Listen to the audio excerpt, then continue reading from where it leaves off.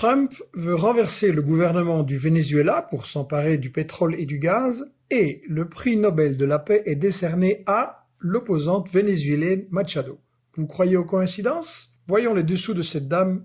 Descend d'une des grandes familles de propriétaires terriens esclavagistes. Leur fortune a été reconvertie dans l'acier, l'électricité, la finance. Son mari banquier et sa famille ont été impliqués dans plusieurs scandales en Espagne. Machado a soutenu la tentative de coup d'État de 2002 contre Hugo Chavez. Elle a touché beaucoup d'argent de la CIA pour manipuler des sondages électoraux avec une société bidon, la Sumat. C'est documenté dans le livre de l'avocate US Eva Gollinger, que j'ai édité et préfacé en 2005, Code Chavez, CIA contre Venezuela, épuisé malheureusement. Quand les Machado et compagnie gouvernaient le Venezuela, l'État n'a pas touché $1 des compagnies pétrolières Exxon, Mobil et compagnie. Tout partait aux USA. La plupart des gens étaient trop pauvres pour voir un médecin ou faire des études. Chavez a changé tout ça, le peuple a été mobilisé, et c'est ça que ces aristocrates racistes ne supportent pas, ni Trump, ni aucun président US. Tous ont manœuvré pour réinstaller leur marionnette au pouvoir. J'ai analysé ça dans Les 7 péchés d'Hugo Chavez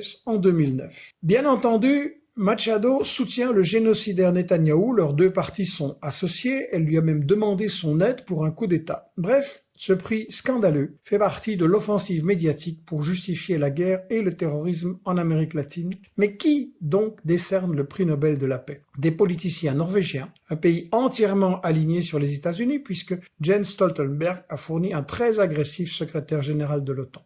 Pas étonnant que le Nobel dit de la paix ait été attribué à des criminels de guerre comme Henry Kissinger ou les dirigeants israéliens Begin et Shamir, coupables de nombreux attentats terroristes dans les années 40. En réalité, le testament d'Alfred Nobel disait le prix de la paix doit aller à celui qui aura le mieux contribué à la fraternisation des peuples, l'abolition ou la réduction des armées permanentes ainsi qu'à la promotion du Congrès de la paix. Le Nobel à la poubelle. D'ailleurs, le Norvégien Effermel, un avocat, a écrit ce livre, The Real Nobel Peace Prize, démontrant que l'esprit de Nobel a été trahi. À sa mort récente, un prix Nobel alternatif a été créé. Merci à mon ami José qui a publié ce très bon article et au collectif Test Media pour ses recherches précises et précieuses. On doit s'interroger sur la cause de cette trahison. Corruption, chantage, une idéologie toujours coloniale. Je vous invite à méditer cette citation du stratège US Joseph Nye, très éclairante sur le soft power. Dans USA, les 100 pires citations, je cite « Un dirigeant est meilleur quand les gens savent à peine qu'il existe ». Et il dit il faut, pour les dirigeants des États-Unis, une grande habileté pour combiner le hard power,